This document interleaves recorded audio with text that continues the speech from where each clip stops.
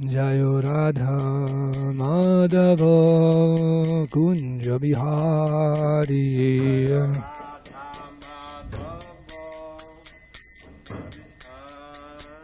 Jaya Radha Madhava Kunja Bihari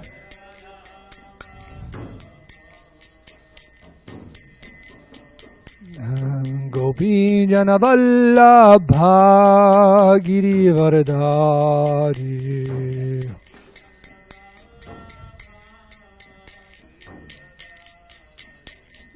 Gopi Jana Vallabha Girivardhari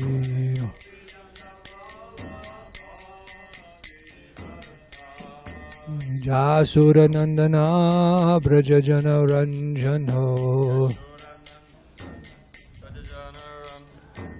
Jasura Nandana Braja Jana Ranjano Yamunatira Vanachari Yamunatira Vanachari Yamunatira Vanachari Yamunatira Vanachari Yamunatira Vanachari Yamunatira Vanachari Jayo Radha Madhava Kunja Bihari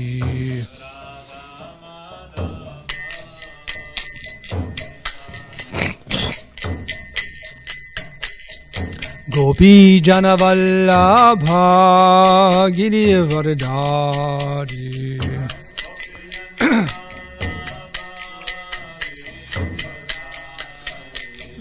Gopi Jana Vallabha Girivardhari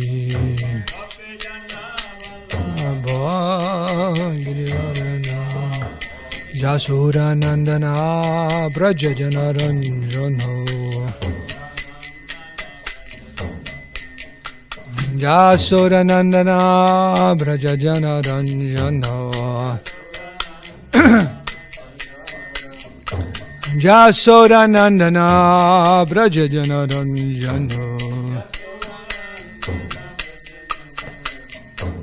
Yamunatira Vanachari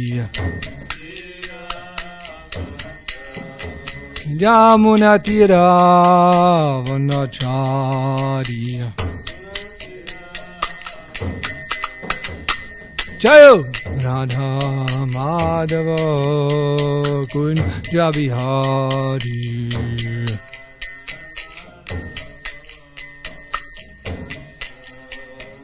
Jaya Radha Madhava Kunja Bihari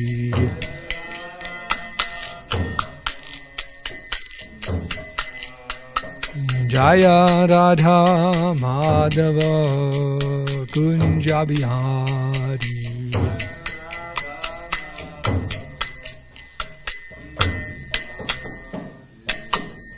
Sri Radha Madhava ki, Sri Radha Giridhari ki jai, srimadbhagavatam ki jai, Dhruva Maharaj ki jai, Srila Bhubari ki jai, Ananda Gauri Vaishnavinda ki jai.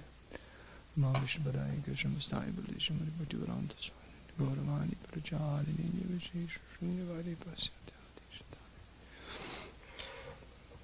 Let's see, where are we this morning?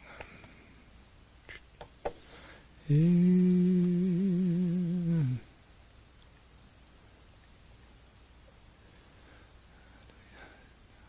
we go. Okay. So read a few verses this morning, starting with verse number 3. This is from the srimadbhagavatam. Some people call it the Ishopanishad. 4th canto, chapter 11, text 3. Om Namo Bhagavate Vasudevaya. Om Namo Bhagavate Vasudevaya. Om Namo Bhagavate Vasudevaya. Narayanam namaskritam naram chaiva narotamam devim saraswatim vyasam tato jamudiyat Srila Prabhupada ki jai.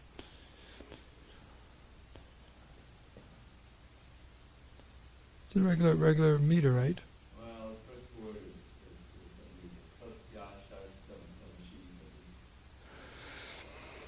Tasya shastram danushi prunjataha. Is that right, or is there another melody that's better? That's fine.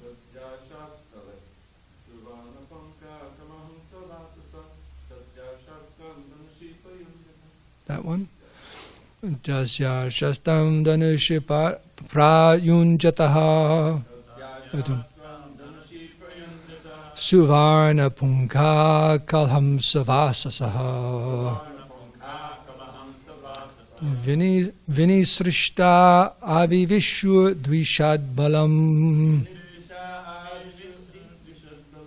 Yatavanam bhima rava sikhandinaha. Tasya shastram danushi prayunjataha.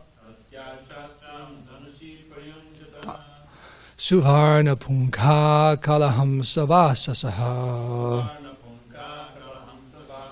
Vinisrishta avivishwa dvishad balam. Yatavanam bhima rava sikhandinaha. Tasyar shastram danushi prayunjata. Suvarna punkha kalaham savasasaha. Vinisrishta avishur dvishad bhalam. Yatavanam bhima rava sikhandinaha.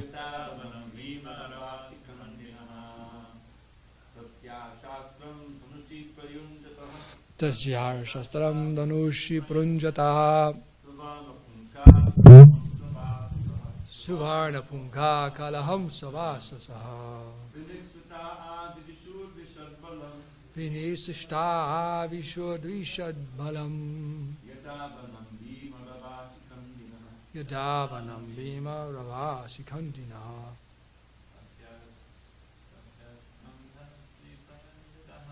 Tasyar shashtam danushi prunjata.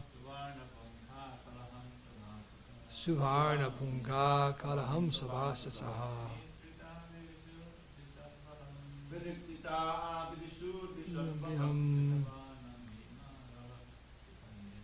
Yatavanam bhima rava sikhandinaha.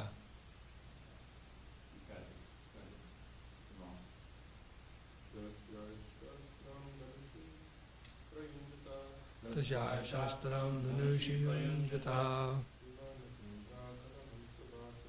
Suvarna punkha kalaham savasasaha. Vinisrita vishur dvishad balam. Yatavanam bhima rava sikhandinaha. Synonyms. Tasya. While Dhruva, Arsha Astram, the weapon given by Narayana Rishi, Dhanushi, on his bow, Prayunjata, fixed, Suvarna Punkha, arrows with golden shafts, Kalaham Savasasaha, with feathers like the wings of a swan, Vinisritaha, sprang out, Avishuhu, entered, Dvishat Balam, the soldiers of the enemy, Chita, just as, Vanam, into a forest, Bhima Raha, making a tumultuous sound, Sikhandinaha, peacocks. Sikhandi means peacock, I guess, right? So who was Sikhandi in the Battle of Kurukshetra? Was that Ambika in her last life? Sikhandi. Was that in... Okay. So, Translation, even as Dhruva Maharaj fixed the weapon made by Narayana Rishi onto his bow, arrows with golden shafts. Now I think these are real gold or gold-plated or painted gold. Probably golden in those. Right. With golden shafts and feathers like the wings of a swan flew out from it. They entered the enemy soldiers with a great hissing sound. Jamal, can you make that sound? A little louder. Okay, like that. Just as peacocks enter a forest with tumultuous crowing. Have you ever seen that? A bunch of peacocks going to the forest. Okay, text 4. Translation. Those sharp arrows dismayed the enemy soldiers who became almost unconscious. But various yakshas on the battlefield, in a rage against Dhruva Maharaj, somehow or other collected their weapons and attacked. Just as serpents agitated by Garuda rushed towards Garuda with upraised hoods, all the yakshas' shoulders prepared to overcome Dhruva Maharaj with their upraised weapons. This is a sign of Kshatriya. You know, they don't run away from the battlefield. They become more and more enlivened and enraged to fight the enemy even when there's difficulties. Okay, and this will be the verse for today. Text 5, translation. When Dhruva Maharaj saw the yakshas coming forward, he immediately took his arrows and cut the enemies to pieces, separating their arms, legs, heads, and bellies from their bodies. He delivered the yakshas to the planetary system which is situated above the sun globe and which is attainable only by SanDiego Brahmacharis. It doesn't say that. I'm just saying who's awake. Okay. Which is attainable only by first-class brahmacharis who have never discharged their semen. Please repeat. When Dhruva Maharaj saw the yakshas coming forward, he immediately took his arrows and cut the enemies to pieces, separating their arms, legs, heads, and bellies from their bodies. He delivered the yakshas to the planetary system, which is situated above the sun globe, and which is attainable only by first-class brahmacharis who never discharge their semen. Purport by Srila Prabhupada. Oops, pushed it the wrong way. Here we go. To be killed by the Lord or by his devotees is auspicious for non-devotees. The yakshas were killed indiscriminately by Dhruva Maharaj, but they attained the planetary system attainable only for brahmacharis who never discharged their semen. As the impersonals, jnanis, or the demons killed by the Lord attain Brahmaloka or Satyaloka, persons killed by a devotee of the Lord also attain Satyaloka. To reach the Satyaloka planetary system described here, one has to be elevated above the sun globe. Killing, therefore, is not always bad. If the killing is done by the Supreme Personality of Godhead or his devotee or in great sacrifices, it is for the benefit of the entity killed in that way. Material so-called nonviolence is very insignificant in comparison to killing done by the Supreme Personality of Godhead or his devotees. Even when a king or the state government kills a person who is a murderer, that killing is for the benefit of the murderer, for thus he may become cleared of all sinful reactions. An important word in this verse is urdhva reta saha, which means brahmacharis who have never discharged semen. Celibacy is so important that even though one does not undergo any austerities, penances, or ritualistic ceremonies prescribed in the Vedas, if one simply keeps himself a pure brahmachari, not discharging his semen, the result is that after death he goes to the Satyaloka. Generally, sex life is the cause of all miseries in the material world. In the Vedic civilization, sex life is restricted in various ways. Out of the whole population of the social structure, only the grihastas are allowed restricted sex life.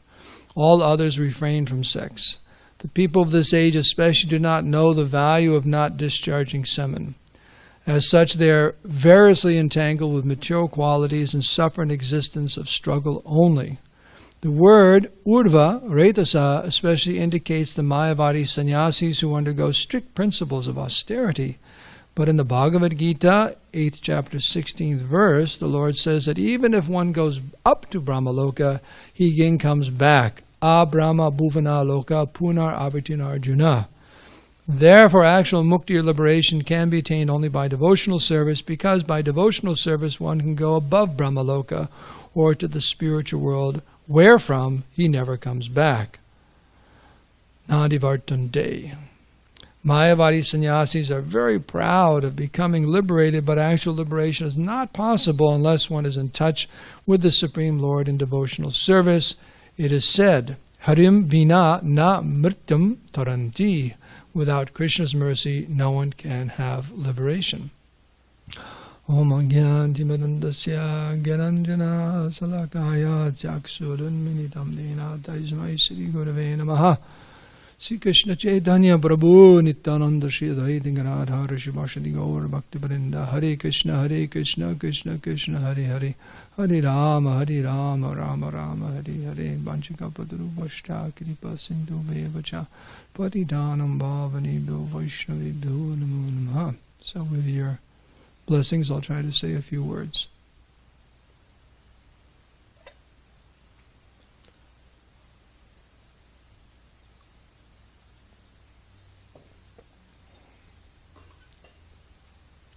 So you're supposed to say something like, Bhadram Te, you have our blessings. I'm serious. I'm not moving until I get some blessings. Okay, nothing's going to happen. Okay. So the first point is about this killing, how it's auspicious to be killed by devotees of the Lord. Now, sometimes you hear Kevin in the back talk about blowing places up in the name of Krishna consciousness, but that's not our preaching movement. So that's not what we're saying here. But those who are authorized, just like here, as a king, Maharaj, Dhruva Maharaj, he's authorized. He's authorized as a king to be performing this duty of protecting the kingdom, of fighting back the Yakshas who had killed, avenging the death of his brother, and so on. So in that position, and on top of that, he's a devotee. Just like similarly in the Bhagavad Gita. Now we know that Krishna didn't fight. He made that perfectly clear. How is he supposed to fight? Because he has two sides. It's a fratricidal war. You know what that means? That there's a family fighting. Usually that doesn't happen. Of course, I guess there are situations there in Europe with royal families and so on. And of course, here in this country, we had the Civil War, where families would be fighting with each other, brothers and fathers and so on. It's kind of interesting that you hear stories that they'd be fighting, and that night they'd actually gather around the campfire. They'd cross enemy lines and talk about things, and the next day have to go back out and try to kill each other. It's a very unfortunate situation. Very, on one hand, you could say inauspicious, that families have to be up against each other like that. But in the battlefield of Kurukshetra, Krishna therefore said, I'm not going to fight, but I'll tell you what I'll do. Because Duryodhana and Arjuna came to him in Dwarka, and he said that he was resting at that time, right? And they came into his room. He said, whoever, wake up. And of course, Arjuna went for his feet, sat at his feet as a devotee, and Duryodhana sat right there next to his head. Wake up, look at me, wake up, look at me. So Krishna looked up, and of course he saw Duryodhana. So okay, and the understanding was, one side can have my soldiers, the Yadu dynasty, and one side could have me, and I'm not going to fight. I'll be as an advisor. And he actually became the chariot driver for Arjuna. So Duryodhana thought himself very, very fortunate that he immediately asked for the army. And Arjuna said, is that how it went, or did Arjuna first say, I just want Krishna? Then Duryodhana said, hey, that's great, you idiot, I get the army. Who? Did he look up and see Arjuna at his feet? Yeah, and then Arjuna said, I just want you. And Duryodhana said, you idiot, I get the army. Yeah, that's how it is. So, oh boy, that's great. So the point is, they're on the battlefield, and Krishna wasn't going to kill anyone. But it's described that Arjuna, Krishna's on the chariot, and Arjuna is killing so many soldiers, and all these soldiers, they're looking at Arjuna, because the arrows are incoming, and they're seeing Krishna, and they're leaving their body. Right? And they're becoming liberated. Yeah. So they're right there in front of Krishna, leaving their bodies. So, later in the purport, it says, even an ordinary king, if one is justly found to be guilty of murder, then the king has a right to take their life. And it's not just setting example in society that you better not do these types of crimes. It's actually good for the soul in that body, because it says here, by that death sentence, they become cleared of all their sins, so they can just start a clean slate in their next life as far as the sin of that particular heinous activity of killing someone or killing many people and so on. So it's not that violence is always bad. I have heard it said that Gandhi was once asked, and he was an advocate of nonviolence, he was once asked that if his daughter was being raped in front of him, would he do anything? What was his answer? He said nothing. Right? I've heard that said. Have you heard that said? He was such an advocate of nonviolence. He was one who said, was an eye for an eye, a tooth for a tooth. And it says in the Bible, if someone offends you, take out their eyes, so then the world will simply be full with blind people. So the point is, yes, nonviolence is there. One should be very, very tolerant. Just like a tree. But there are times when violence is necessary to protect oneself and to protect others.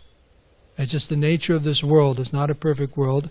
And there are people who have no reservation about hurting other people, taking their property, physical hurt, whatever. They're there. It's just the nature of society. It's the nature of this world. So to protect oneself, to protect others, violence is sometimes necessary.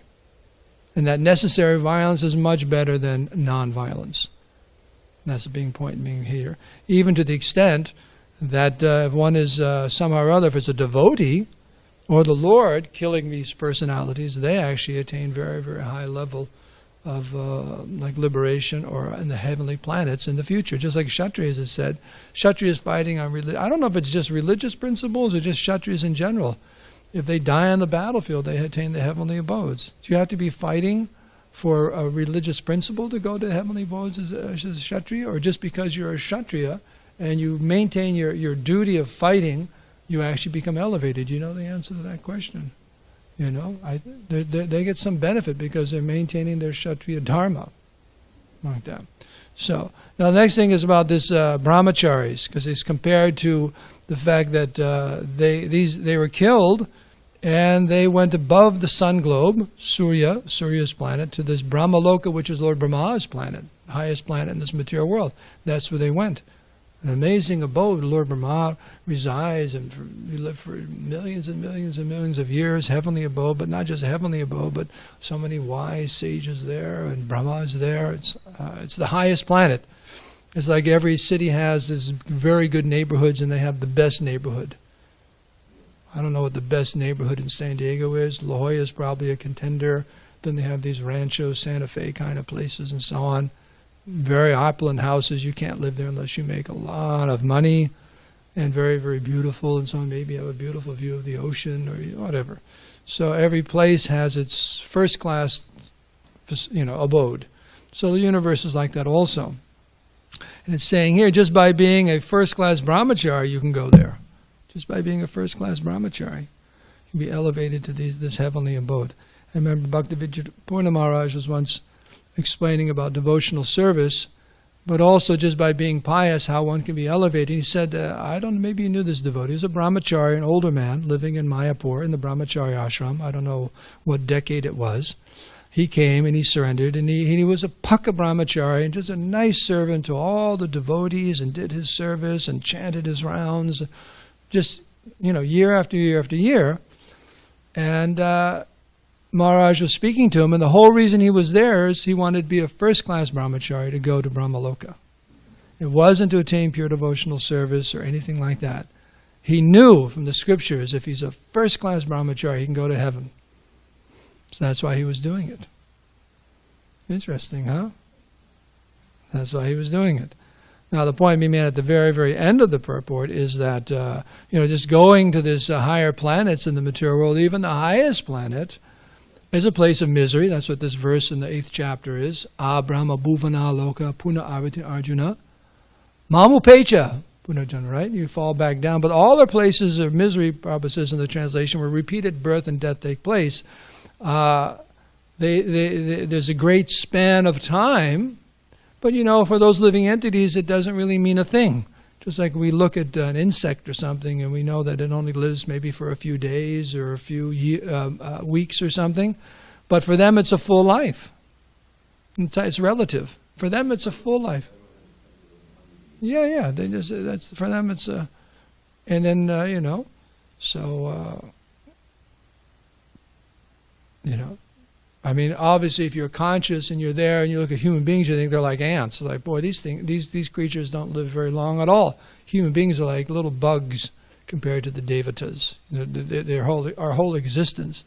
Just like I saw a cockroach on the altar this morning. I excused it. I don't know if you saw it coming flying out from underneath the curtain. I took the broom and swept it out there. But you look at some of these creatures, you think, oh, what an ugly body. Ooh, would you like to have a body as a cockroach? Right. Remember Franz Kafka? Kafka, is that his name? Metamorphosis. He woke up in the morning, he was a bug on the ceiling of his room. It's a whole little short story. Right. He's a cockroach in bed? I thought he was on the ceiling. He went to the ceiling at one time because I know he was hiding up there because people started coming in. Where is he? And he's like, he's a cockroach. Yeah. So you woke up as a cockroach. So I mean, we look at these different types of animals and insects, and so we think, oh, what a ghastly body. Like you see pictures sometimes of hogs in Vrindavan or different places. Their snouts all covered with stool, and they simply go and eat all the stool. There's so many things you can talk about. So we're just like that. The Devatas look at us, and we look at these scrawny little human beings that are just around for a few short years, and they stink. I remember one class, Maharaj was, Bhaktivedanta Maharaj was saying that during the puja, you put the oil, you tailam on the deity, and then from there on, your hand smells nice, and that's a good thing because human bodies stink a lot in comparison to the bodies of the demigods or let alone the spiritual world. Just like a dog, dogs stink, like especially a wet dog. We don't think about it, because we're used to it. But actually, in comparison to the heavenly bodies or spiritual bodies, our bodies are really stinky. So he said, it's nice you have that oil there, so the rest of the puja, your hands at least smell nice when you're offering the rest of the articles and so on. So we have to, people wear perfume and all kinds of antiperspirants and all that, because our bodies exude quite grotesque aromas and odors, not aromas, odors and so on. So anyways, we shouldn't be so proud of this human body in that sense. There's another reason to be proud of it. But the point is here that now he talks about Brahmachari life. And I thought I'd read a little bit, just a few verses here if that's okay. Just kind of a refresher, because it's very, very powerful. Just by being a good Brahmachari, one can be elevated to these heavenly abodes, or Brahmaloka. Of course, at the end of the purport, Prabhupada's making the point, that's not our goal. Our goal is to be engaged in pure devotional service, and real liberation means to go back home, back to Godhead. So,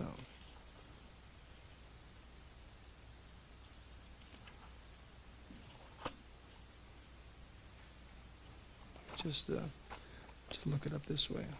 I know it's in here. I looked at it last night. So this is a section where Narada Muni is describing the different orders of life. Mr. Maharaj Yudhisthira.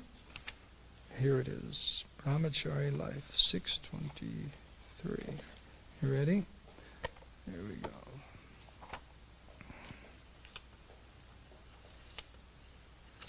Is this being heard in the kitchen?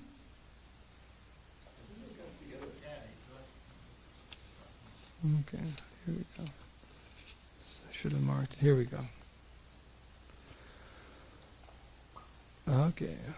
This is a famous, starting with a famous verse about Brahmachari Gurukule Vasandanto Gurohitam Acharyan Dashavan Nicho Gurau Sudrida Sohridha. So, anyways, I'll read some translations here. Narada Muni said, a student should practice completely controlling his senses.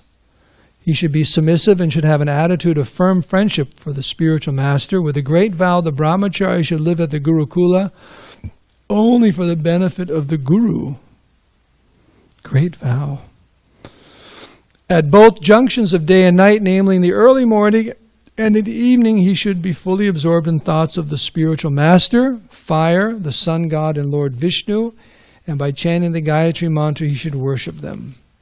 Being called by the spiritual master, the student should study the Vedic mantras regularly, every day before beginning his studies, and at the end of his studies, the disciple should respectfully offer obeisances unto the spiritual master.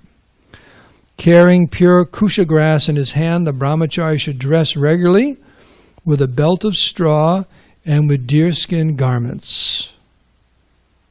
And there's a new wardrobe upstairs after class for everyone. Okay. He should wear matted hair, carry a rod and water pot, and be decorated with a sacred thread as recommended in the Shastras. So this is obviously of a previous time, another sampradaya, so on. The brahmachari should go out morning and evening to collect alms and should offer all of that he collects to the spiritual master. He should eat only if ordered to take food by the spiritual master. Otherwise, if the spiritual master does not give this order, he may sometimes have to fast. A brahmachari should be, that's why it's a good idea. And when I grew up in Krishna consciousness, prasadam was at certain times. And you didn't take prasadam, you didn't help yourself. Prasadam, and it helped very, very peaceful. The mind is okay at this time, the morning prasadam, then there's lunch, and that's it. Otherwise, if you're always thinking, let me go get a snack, let me go get what I eat when I want to eat, that's not good. So this point is here, and that's what it means here, the spiritual master calling, in the sense that the temple has arranged that this prasadam at this time, this prasadam, and that's when you come and take prasad. You don't think, I'm just going to go help myself, I'm hungry or this or that, I'll have prasadam when I have prasadam. That's not really good. That's not brahmachari life. Or I say civilized life, we should say. A brahmachari should be well-behaved and gentle and should not eat or collect more than necessary. He must always be active and expert, fully believing in the instructions of the spiritual master and the Shastra, fully controlling his senses. He should associate only as much as necessary with women or those controlled by women. A brahmachari, one who has not accepted the grihastha ashram, family life, must rigidly avoid talking with women or about women, for the senses are so powerful that they may agitate even the mind of a sannyasi, a member of the renounced order of life. If the wife of the spiritual master is young, a young brahmachari should not allow her to care for his hair, which is easy, I guess, if you have matted hair. What are you going to do anyways? Say, those are nice dreadlocks you got there. Massage his body with oil or bathe him with affection like a mother. Women is compared to fire and man is compared to a butter pot. Therefore, a man should avoid associating even with his own daughter in a secluded place. Similarly, he should also avoid association with other women. He should associate with women only for the important business and not otherwise. As long as a living entity is not completely self-realized, as long as he is not independent of the misconception of identifying with his body, which is nothing but a reflection of the original body and senses, he cannot be relieved of the conception of duality, which is epitomized by the duality between man and women. Thus, there is every chance that he will fall down because his intelligence is bewildered. So that's philosophical, isn't it? That's a good point. Until that point, until we are self-realized and free from that misconception, so as long as we identify with his body, there's always a chance that that duality will overcome our intelligence. All the rules and regulations apply equally to the householder and the sannyasi, the member of the renounced order of life. The grihastha, however, is given permission by the spiritual master to indulge in sex during the period favorable for procreation. Then he goes into talking about grihastha life and so on. So there's some points here about brahmachari life. So it's nice to have a refresher. And I think we're running out of time here, but the conclusion of the purport is actually the most important point, is that real liberation is only attainable by pure devotional service, and that's what we're trying to cultivate here. course, it doesn't mean that the other the austerities that we've been given by our spiritual master, by the founder Acharya, and our spiritual authorities, that they're not important. We just have to be good devotees. Well, good devotee means one follows these different guidelines automatically. In fact, it says that the Vaishnava behavior is the best, the ornament on the body of a devotee. Or just like something ornament, you appreciate, oh, how nice that looks, right? The ornament. So the real ornament for devotee is the etiquette, the behavior. So those guidelines are given, and they all help in one's advancement in Krishna consciousness. And one doesn't have that type of behavior, then advancement is very, very difficult. One example is given: if you have, it's cold and you want to build a fire, so you start building a fire, but simultaneously you're pouring water on it. Is that very intelligent? No. So that's the point. Is, what are you doing? So it's not good, these things. So, and without Krishna's mercy, no one can have liberation. So it says here, even these Mayavadi sannyasis, Prabhupada says this Urdhvareta is referring to them. Very, very powerful, great, big austerities and so on. And they achieve that goal, but they come back down. They come back down. So all that endeavor, if it was used in Krishna's service, they can go back home, back to Godhead. So we can end here because of the time factor. Just open it up to some discussion.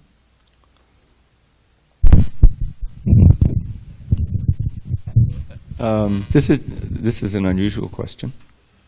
It's a kind of a, I'm throwing out an editorial suggestion or question. I just want to know what the general tone is.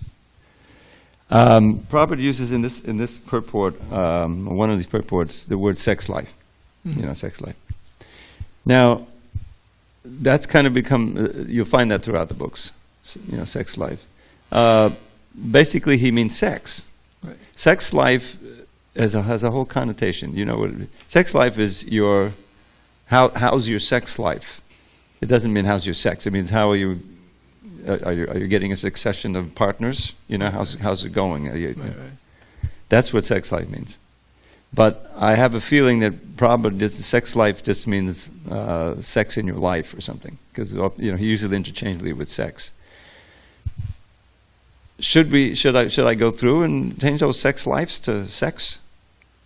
Is that something that you think would be worthwhile, or should I just leave them? I mean, so far we've just left them because we figure that the devotees know what it means. But it's kind of the thing, where you have curd for yogurt, you have flavor for fragrance, you have sometimes legs for feet. And lately, I'm working on the beginning of the 10th canto where Krishna kicks over the cart and everything, and he kicked it with his legs, So I made it feet because it's hungry. It's pada. It's hungry. But I'm just wondering about, should I go through and change the sex lives to sex? Well, one thing I'll answer now, this can answer it also, is that there are so many, not so many, but there are many phrases like that Prabhupada used, and we in Krishna consciousness know. Just like even sense gratification. Until you become a devotee, you know what's going on. You shouldn't endeavor for sense gratification. Before you became a devotee, you know, what do I mean endeavor for sense gratification, So there are these phrases that only we know, and someone who's been around the devotees, even someone who gets the book, unless they're around devotees, they may not know what Prabhupada's talking about, even though it can be very clearly explained in another way. So the question is, what's the goal of the books? If it's to make it very, very clear to the general population, then I think some of those things should be edited because Prabhupada did mean that, So, like the point you're making. But then someone will say, well, you can't change Prabhupada's words and so on. I don't know. But people don't understand what is being said. They're concepts that they could be explained. The thing is, you have a boundary. In other words, to what degree are you going to make it perfectly understandable? But in the course of doing that, you kind of dilute the Prabhupada flavor. Right. Like sense gratification, it's true. It's kind of but if you actually think about it, and it means what it says. Right. I mean, the gratification of the sense pleasure. Right. And there are many phrases like that. There are even some I remember in the Krishna book, the anamana poetic sound of the cuckoo. Now, if you're in an 8th grade class or a 12th grade class in America and you write that in a paper, the teacher will say, "Oh, what is it? WW, like wrong word, or you don't need that word." Krishna, it's not the onomatopoeia; it's just the sound of the cuckoo. And if Krishna is making an imitation, what he's making can be said to be an onomatopoeia. Onomatopoeia actually is a word that has come about because it sounds like what it means. Ring or buzz, these are English words, but they're English words because that's what it sounds like. But the cuckoo doesn't make an onomatopoeia; it just makes it sound. You know what I mean? But that was such a famous and characteristic phrase. I didn't dare change it. That's still there. You'll find it in Krishna book, From Here to Eternity. The onomatopoetic sound of the cuckoo. There's something about poetic in there. So it's a judgment call. But I was just wondering, because this sex life has come up, and I've wondered about it. And I've actually, to be honest, I've changed a few sex lives to just sex. Do they ever think of putting a glossary in the back or adding things? That's another thing we've been talking about. These phrases in the glossary, just like you have Sanskrit phrases, but they're just phrases Prabhupada uses, because sometimes it says, in 50 years, the word hippie, no one's going to know what it is. Yeah, that's true. So in other words, as generations go on, to have a glossary of terms that are no longer used, or just to expand a little bit on exactly what that's Prabhupada actually one meant. Solution. Yeah. That way it's there, and then people can look in the back. There can be a little thing there, a note, what is it that they can check in the glossary if it's a word or concept or some words they don't really know what that means. It's new to them. Actually, I hadn't. I mean, I thought of that before, but I hadn't thought of that in this case. But that's maybe a solution there. You can leave it as it is. You already have a glossary of terms. Yes, we can expand the names of glossary. people and this and that. Usually it's Sanskrit terms. Yeah, but just put it in there. Thank you for this. Anyone else like to say something about that? What do you think, Brahmachari? How about what Dravida said? Does that make sense? Yeah. So we can satisfy both. Any other points on these, on anything in the class? Any questions? Damodar, you're okay?